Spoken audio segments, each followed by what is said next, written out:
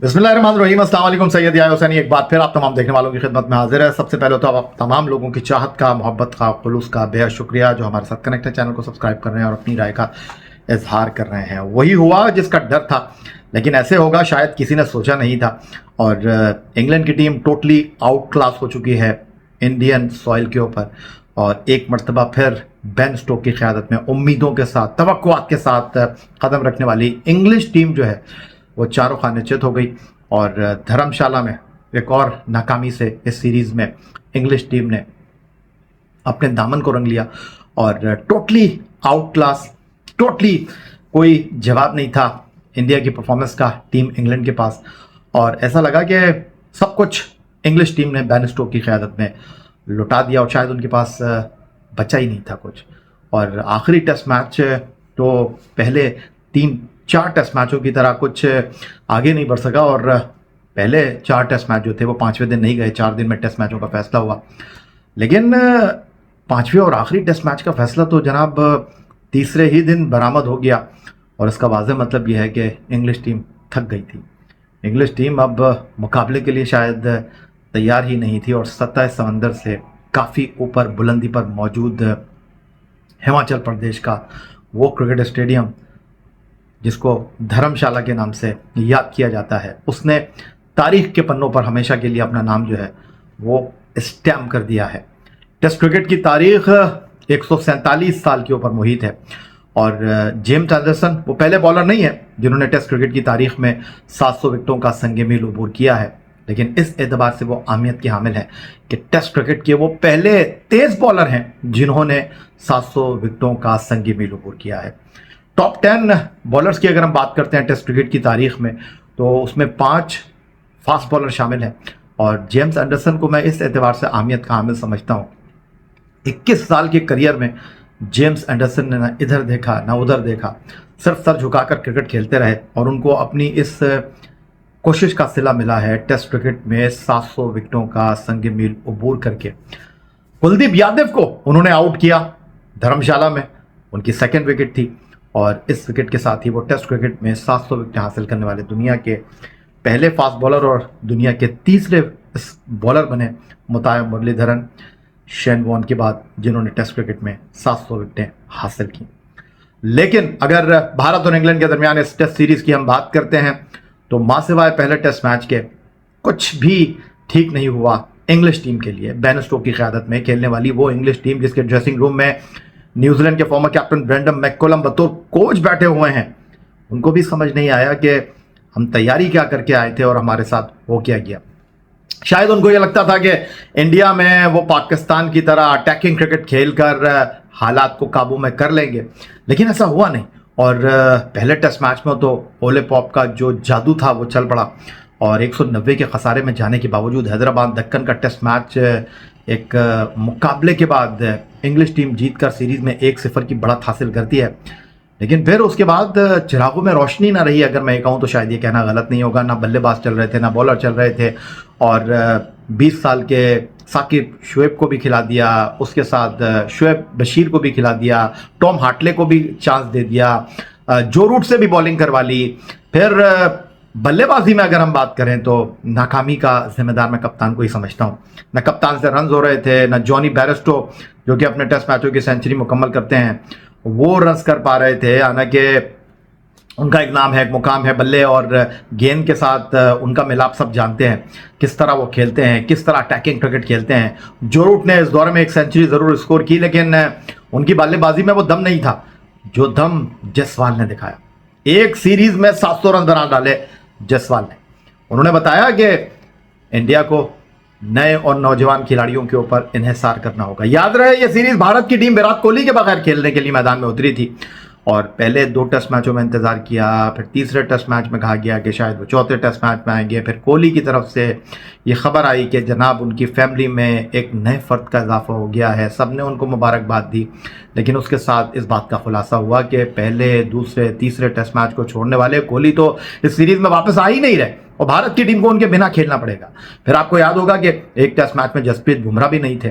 फिर आपको याद होगा कि एक टेस्ट मैच के दौरान रविचंद्रन अश्विन, जिन्होंने टेस्ट क्रिकेट में अपने 100 टेस्ट मैच मुकम्मल किए, 500 विकेटों का संगे मील अबूर किया। अपने घरेलू मसरूफियात की वजह से एक दिन वो टेस्ट मैच छोड़कर भी गए थे, लेकिन बावजूद इसके कहीं लगा नहीं कि टीम इंडिया इतने अहम खिलाड़ियों के बगैर इंग्लैंड का मुकाबला कर रही है, क्योंकि इंग्लैंड की टीम के पास नाम बड़े थे लेकिन दर्शन बहुत छोटे थे, कोई कुछ कर ही नहीं पा रहा था। और अगर उसके लिए मैं आपको आदाद शुमार के पन्नों को पलटते हुए गुफ्तगू कर लूँ तो शायद आसानी हो जाएगी। और इस सीरीज़ में भारत ने कुछ नए खिलाड़ियों को ट्राई किया जो कि डेफिनेटली उनका अच्छा कल दिखाई दे रहे हैं। ख़ासतौर पर मैं जायसवाल की बात करना चाहूँगा, ख़ासतौर पर मैं बात करना चाहूँगा शुभमन गिल की। इस सीरीज़ के दौरान उन्होंने अपनी खोई हुई फॉर्म को जो है वो बहाल किया। कुलदीप यादव ने जनाब भरपूर साथ दिया रविचंद्रन अश्विन का, लेकिन यहाँ पर आप किस तरह भुला सकते हैं एक ऐसे ऑलराउंडर को जिसको लोग रविंद्र जडेजा कहते हैं, जिसने इस सीरीज़ में एक टेस्ट मैच मिस किया, लेकिन बैट और बॉल के साथ उन्होंने अपने किरदार को जिस तरह मजबूत किया, जो बताया उन्होंने, उसके बाद तो यही कह सकते हैं कि टेस्ट क्रिकेट में दुनिया की बहुत सारी टीमें जो हैं वो ज़्यादा दिलचस्पी दिखा नहीं रही हैं, लेकिन भारत की टीम जो है उसका फोकस आईसीसी टेस्ट चैंपियनशिप का फाइनल खेलने पर मरकूज़ है। वो इस सीरीज़ में 4-1 की बर्तरी के साथ सीरीज़ की ट्रॉफी लिफ्ट करने के बाद एक मरतबा फिर आईसीसी चैंपियनशिप के फाइनल, जो कि 2023 से 25 का साइकिल है, उसका फाइनल देखने का ख्वाब अब देखने लगे हैं। बड़ी कामयाबी उन्होंने हासिल की है और इंग्लैंड की टीम को हराने के लिए जिन हथियारों का उन्होंने इस सीरीज़ में इस्तेमाल किया, चाहे वो बैटिंग में हो चाहे वो बॉलिंग में हो, उन्होंने भरपूर अंदाज में अपनी टीम को सपोर्ट किया। और रोहित शर्मा, जिनको इस सीरीज़ के दौरान जय शाह ने बताया कि भाई आप जो हैं वो आईसीसी वर्ल्ड T20 जब इस साल अमरीका और वेस्ट इंडीज़ में मुनक्किद होगा तो आप ही कप्तान होंगे। हार्दिक पांड्या अनफिट हो गए हैं, आईपीएल खेलेंगे नहीं खेलेंगे, लेकिन इसको बहुत बेहतरीन अंदाज में रोहित शर्मा ने सेलिब्रेट किया। जब बैटिंग करते हैं तो बॉलर्स का लिहाज नहीं करते, लेकिन आउटफील्ड में वो बहुत ही एक साइलेंट कैरेक्टर हैं। तो लगे आप इस सीरीज़ की जो परफॉर्मेंस है वो मैं आपके साथ शेयर कर लेता हूं। अगर बॉलिंग से शुरू कर लेते हैं, बॉलिंग में अगर हम बात करें तो भारत के लिए सीरीज़ में सबसे ज़्यादा विकेटें जो है वो अश्विन लेकर चले गए और उन्होंने 10-15 विकेटें नहीं ली। सीरीज़ के 5 टेस्ट मैचों की 10 इनिंग में उन्होंने 156.3 ओवर्स के दौरान 26 विकेटें अपने नाम की और इस सीरीज़ में सिर्फ 26 विकेटें जो उन्होंने हासिल की हैं, 2 मरतबा इस सीरीज़ में उन्होंने पंजा लगाया। फिर उसके बाद अगर हम बात करते हैं तो उनकी 26 विकेटों के साथ 3 ऐसे बॉलर हैं जिन्होंने सीरीज़ में 19 विकेटें हासिल की और 2 ऐसे बॉलर हैं जिन्होंने सीरीज़ में 1 टेस्ट मैच मिस किया। उसमें कुलदीप यादव हैं, जसप्रीत बुमराह हैं। इन दोनों ने 4 टेस्ट मैच खेले सीरीज़ में, लेकिन विकेटें इन दोनों ने 19 ली। और फिर उसके बाद अगर मैं बात करता हूं तो 19 विकेटें ही हासिल करने में कामयाब रहे 4 टेस्ट मैच खेलने वाले रविंद्र जडेजा ने। लेकिन बल्लेबाजी में कमाल कर दिया जनाब जायसवाल ने। 5 टेस्ट मैचों की 9 इनिंग में उनको बल्लेबाजी का मौका मिला और सुनील मनोहर गावस्कर, जिन्होंने टेस्ट क्रिकेट में सबसे पहले 10,000 रन का संगे मील अबूर किया, उनकी एक सीरीज में सबसे ज्यादा रन्स के रिकॉर्ड को तो ये नहीं ब्रेक कर सके, लेकिन इन्होंने इस सीरीज में 2 सेंचुरी और 3 निफ सेंचुरी के साथ 79.91 की स्ट्राइक रेट से 89 की औसत से बल्लेबाजी करते हुए 891 गेंदों पर 712 रन बनाकर जो है अपने ताबनाक मुस्तकबिल की जानिब जो है वो घंटी बजा दी। अगर मैं कहूँ तो शायद ये कहना गलत नहीं होगा। और उसके बाद अगर हम बात करते हैं तो एक तरफ 700 है और फिर जो दूसरा सबसे बड़ा स्कोर इस सीरीज में मुझे दिखाई दे रहा है वो है जनाब इंडियन कैप्टन रोहित शर्मा का, जिन्होंने 5 टेस्ट मैचों की 9 इनिंग में 623 गेंदों पर 400 रन स्कोर किए हैं। फिर 452 रन स्कोर किए इस सीरीज में शुभमन गिल ने, जो इस सीरीज में अपनी फॉर्म को वापस लेकर आए। 2 सेंचुरियां 2 निफ सेंचुरियां उनके नाम के आगे दर्ज हैं। और जरुल, जो कि इस सीरीज़ में बतौर विकेट कीपर टीम में आते हैं और उनको इस सीरीज़ में मौका मिलता है जनाब खेलने के लिए, उन्होंने ये बताया कि टेस्ट क्रिकेट में उनको खिलाने का ये फैसला बिल्कुल दुरुस्त है। और उन्होंने जिस तरह इस सीरीज़ में शानदार अंदाज में खेल पेश किया और 3 टेस्ट मैच उनको खेलने के लिए मिले और 3 टेस्ट मैचों में 190 रन उन्होंने स्कोर किए और अपनी टीम के लिए उन्होंने बड़ी उम्दा कारकर्दगी का मुजाहरा किया।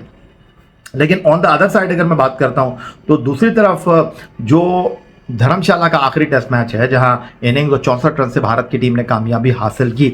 उससे पहले अगर इस सीरीज के मामलात को मैं आपके साथ शेयर कर लूं तो वहां कहानी शुरू होती है जनाब हैदराबाद दक्कन से, और हैदराबाद दक्कन में 28 रन से भारत की टीम हारती है। 246 पहली इनिंग में करती है भारत के 436 के जवाब में इंग्लैंड की टीम, लेकिन फिर दूसरी इनिंग में वो 420 करते हैं ओले पॉप के शानदार 190 प्लस के साथ, और दूसरी इनिंग में 202 रन तक टीम इंडिया को महदूद रखते हैं। लेकिन वाइजक का दूसरा test match team India 106 run से जीतकर जो है वो सीरीज को बराबर करने में कामयाब रहती है। फिर उसके बाद टीमें राजकोट पहुंचती हैं और राजकोट में 434 रन से टीम इंडिया इंग्लिश टीम को दीवार से लगाने में कामयाब रहती है, और इतनी बड़ी कामयाबी के साथ वो सीरीज में 2-1 की बढ़त हासिल करते हैं। और उसके बाद बहुत ही इंपॉर्टेंट टेस्ट मैच था रांची का, जहां पर हर हाल में इंग्लैंड को कामयाबी हासिल करना थी, सीरीज में अपने आप को वापस लाना था, ऐसा हो नहीं सका। 5 विकेटों से वो ये टेस्ट मैच हार गए, और फिर उसके बाद आखिरी टेस्ट मैच भी वो जीत नहीं पाए। और इस नाकामी की क्या वजूहत हैं, इंग्लिश टीम की इस खराब परफॉर्मेंस की क्या वजूहत है, उसका अंदाजा आप इंग्लिश टीम की कारकर्दगी से लगा सकते हैं। इस सीरीज में बिल्कुल आउट क्लास आपको इंग्लिश टीम जो है वो दिखाई दे रही है, और आउट क्लास कैसे ना दिखाई दे। मां सिवाय जैक क्रॉली के एक तरफ 700 प्लस रन हैं जायसवाल के, और इंग्लैंड की टीम के सबसे ज्यादा रन बनाने वाले बैट्समैन जो है वो जैक क्रॉली हैं, जिन्होंने 4 नफ सेंचुरियां सीरीज में स्कोर की, और 40 उनके रन बनाने की औसत है। एक तरफ जायसवाल के रन बनाने की औसत है सीरीज में 89, 407 रन स्कोर किए क्रॉली ने, सबसे बड़े बैट्समैन थे इस सीरीज के। फिर इस सीरीज में जो दूसरे टॉप स्कोरर थे इंग्लैंड के वो बैन डकेट थे। एक इनिंग में उन्होंने बड़ी उम्दा परफॉर्मेंस का मुजाहरा किया, सेंचुरी स्कोर की, और उस टेस्ट मैच में लगा कि इंग्लैंड इंडिया को पकड़ लेगा। लेकिन उनके आउट होते ही इंडिया की टीम ने फिर इंग्लिश टीम को नहीं छोड़ा। 3 सेंचुरियां इस सीरीज में सिर्फ इंग्लैंड की तरफ से बनी, और अगर मैं बात करूं इंडिया की तरफ से, इस सीरीज में 7 सेंचुरियां बनी हैं। और इसका कौन जिम्मेदार है, इंडिया की बॉलिंग लाइनअप या फिर इंडिया की जो बैटिंग है, उसने तो बड़ी उम्दा कारकर्दगी का मुजाहरा किया। लेकिन इस सीरीज को हमेशा जेम्स एंडरसन के लिए याद रखा जाएगा। लेकिन टॉम हार्टले 22 विकेट सीरीज में लेने में कामयाब रहे, और इनकी ये 22 विकेट की परफॉर्मेंस के बावजूद सिर्फ एक ही टेस्ट मैच हैदराबाद दक्कन में इंग्लिश टीम जीत सकी। अश्विन की 26, टॉम हार्टले की 22, तो कुल मिला के 48 विकेटें सीरीज में 2 स्पिनर लेकर चले गए। लेकिन उसके अलावा इंग्लैंड की टीम को अगर हम बात करते हैं तो टॉम हार्टले को जो है वो बाकी लोगों ने इतना सपोर्ट किया नहीं, और रेहान अहमद जिनको 3 टेस्ट मैच खिलाए गए वो 11 विकेटें ले सके। फिर उसके बाद अगर मैं बात करूं तो शुएब बशीर, उनको 3 टेस्ट मैच खिलाए गए, उन्होंने 17 खिलाड़ियों को आउट किया। किसी हद तक हम ये कह सकते हैं कि उन्होंने अपने किरदार को निभाया। लेकिन इस सीरीज़ में इंग्लैंड की जो फास्ट बॉलिंग थी वो तो बिल्कुल ही एक ऐसी फास्ट बॉलिंग थी जिसमें जेम्स एंडरसन के हवाले से खासा यादगार ये सीरीज़ थी, जिनको 1 टेस्ट मैच नहीं खिलाया गया। 4 टेस्ट मैच में उन्होंने 10 आउट किए। लेकिन ये मुकाबला था जनाब इंडिया की नौजवान और उभरती हुई टीम इंग्लैंड से, जिसके पास तजुर्बेकार खिलाड़ी थे, बड़े नाम थे। लेकिन वो इंग्लैंड की टीम, इंग्लिश टीम, वो भारत में कुछ कर नहीं पाई। तो भारत की टीम ने कामयाबी हासिल कर लिया आईसीसी टेस्ट चैंपियनशिप के इस अहम सीरीज़ में, और रोहित शर्मा की क़यादत में, और वो इस वक्त सेलिब्रेट कर रहे हैं अपनी 5 सीरीज़ की 4-1 की जीत को। और सर झुकाए इंग्लिश टीम के वो खिलाड़ी जो कि आईपीएल में नहीं खेलेंगे, वापस जा रहे हैं, और बहुत सारे खिलाड़ी वापस जाकर फिर वापस आने की कोशिश करेंगे। तो ये सिचुएशन है, और इंग्लैंड की टीम आउट क्लास हो चुकी है दौरे इंडिया में। तो फिलहाल आपसे इतनी ही गुफ्तगू। टेस्ट क्रिकेट का हुस्न थी, है और रहेगी। और सही मानों में अगर हम बात करें तो इंग्लैंड, उसके साथ Australia, New Zealand and south Africa, ये वो मुल्क हैं जहाँ पर आप जब टेस्ट क्रिकेट देखते हैं तो आपको बहुत ज़्यादा जो है वो खुशी होती है, क्योंकि वो कोशिश करते हैं कि जी टेस्ट क्रिकेट को उसके असल अंदाज में लेकर चलें। लेकिन बहरहाल इंग्लैंड जहाँ बहुत अच्छे तरीके से टेस्ट क्रिकेट को लेकर चलते हैं। इंग्लैंड ने 1877 में ऑस्ट्रेलिया के साथ पहला टेस्ट मैच खेला, और बेन स्टोक की क़यादत में उन्होंने टेस्ट क्रिकेट को एक नई जिद्दत दी, एक नई तर्ज दी, एक नई राह दी। वो बिल्कुल टोटली आउट क्लास हो चुके हैं इंडिया की सरजमीन पर बड़े नामों के बावजूद। तो फिलहाल आपसे इजाज़त चाहेंगे। चैनल को सब्सक्राइब करना मत भूलिएगा। आपकी राय का इंतज़ार करूँगा। अगली वीडियो तक के लिए सैयद याह्या हुसैनी को इजाज़त दीजिए। अल्लाह हाफ़िज़।